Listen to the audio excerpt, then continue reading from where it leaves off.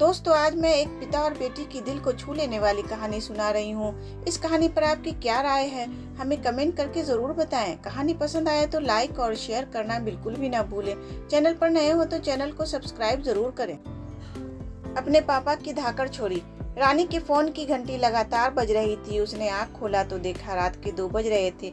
Phone पर उसके मायके की नौकरानी गीता काकी का नंबर आ रहा था। फोन उठाया, देखा तो 20 मिस कॉल। उसने घबराहट में तुरंत फोन लगाया। फोन गीता काकी के बेटे अमर ने उठाया तो रानी ने कहा, अमर, काकी फोन कर रही थी, क्या हुआ? कोई बात है क्या? माँ पापा सब ठीक तो हैं? वो दीदी, दरअसल बात यह है कि आज आपके पापा को गांव का वो दबंग लड़का गोपाल ने बहुत मारा है। उनका हाथ टूट गया, सिर पर गहरी चोट भी आई है। क्या क्या कह रहा है तू? लेकिन उसने क्यों मारा? रानी ने गुस्से और दर्द भरी आवाज में पूछा। दीदी, आपकी वो नहर वाली जमीन को लेकर झगड़ा किया उसने। बोला ये जमीन छोड़ दो या मुझे बेच दो। आखिर तुम रखकर करोगे क्या इतनी जमीन? कौन सा तुम्हें बेटा है जो जमीन और पैसा बचा कर रखना चाहते हो? तुम्हारे मरने के बाद तो ये वैसे भी तुम्हारे पटीदार ही लेंगे। जब बाबूजी ने मना किया तो उसने लाठी, डंडे, लात, घूंसे से बहुत पिटाई की उनकी। किसी की हिम्मत नहीं हुई उन्हें बचाने की। साथ ही उसने धमकी दी कि अगर कोई शिकायत दर्ज कराई तो वो उसके पूरे खानदान का नामो निशान मिटा देगा। लेकिन ये सब हुआ कब? सुबह तो मेरी वीडियो कॉल पर बात हुई, तब सब ठीक था। दीदी, दोपहर की घटना है ये।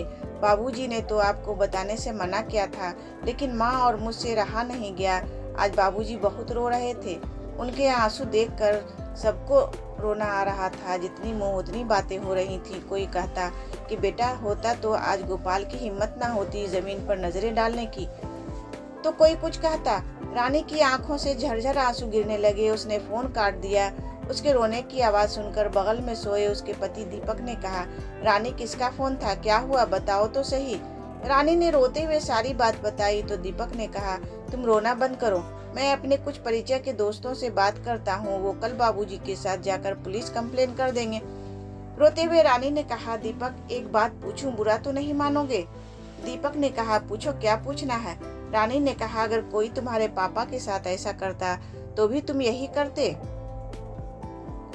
तब दीपक ने कहा, मेरे पापा को अगर कोई हाथ लगाए तो मैं उसका हाथ उसके शरीर से अलग कर दूंगा। इतना ही नहीं, मुझे खुद को नहीं पता कि मैं उसकी क्या हालत कर दूंगा। रानी ने कहा, ठीक है दीपक, मुझे मेरा जवाब मिल गया। अब मैं आज सुबह ही गांव जाऊंगी। दीपक ने कहा, ठीक है, मैं भी साथ चलूंगा। शाम 4 बजे तक रानी और दीपक गांव पहुंच गए। पूरा गांव उन्हें देख रहा था। रानी ने बैग रखा और अपने पापा को गले लगाया तो उनके तन से ज्यादा अपमान के चोट का दुख सैलाब बनकर बहने लगा। रानी ने अपने पापा के आंसू पोंछे और मुस्कुराकर कहा, आपकी बेटी आ गई है। बस अब आज के बाद आप कभी नहीं रोएंगे, ना ही किसी की हिम्मत होगी आपकी तरफ आंख उठाने की। रानी के पापा ने कहा, बेटी तू अकेली कहाँ जा रही है? रुक जा बेटा, मैं दामाद जी को क्या जवाब दूंगा? रानी ने जाते हुए कहा, आपको किसी को कोई जवाब नहीं देना होगा, आप बस मेरा इंतजार कीजिए। रानी गोपाल के दरवाजे पर पहुंची, जहां गांव के पुरुषों का जमावड़ा लगा हुआ था। सबके बीच बैठा गोपाल ठहाके लगा रहा था। बगल में उसके पिता मूंछों पर ताव फेरते सिगार का मजा ले रहे थे कि तभी रानी ने सबके बीच जाकर लगातार गोपाल को एक साथ कई तमाचे जड़ दिए। अचानक पड़े थप्पड़ से वो जमीन पर गिर गया और वहां बैठे सभी आदमी सन खड़े हो देखने लगे। कॉलर पकड़कर गोपाल को रानी ने जमीन से उठाकर कहा, ये थप्पड़ मैं चाहती तो तेरे सामने तेरे बाप को भी मार सकती थी, लेकिन तब तेरी और मेरी परवरिश में कोई फर्क नहीं रह जाता। तेरी हिम्मत कैसी हुई मेरे पापा पर हाथ उठाने की? अब उठा हाथ, देखूं कितनी हिम्मत है तुझ में। शायद तू भूल गया कि जिस पर तूने हाथ उठाया उनकी एक बेटी तुझ जैसे 11 बेटे पर अकेली भारी है। ऐसे ब्लैक बेल्ट नहीं मिला मुझे।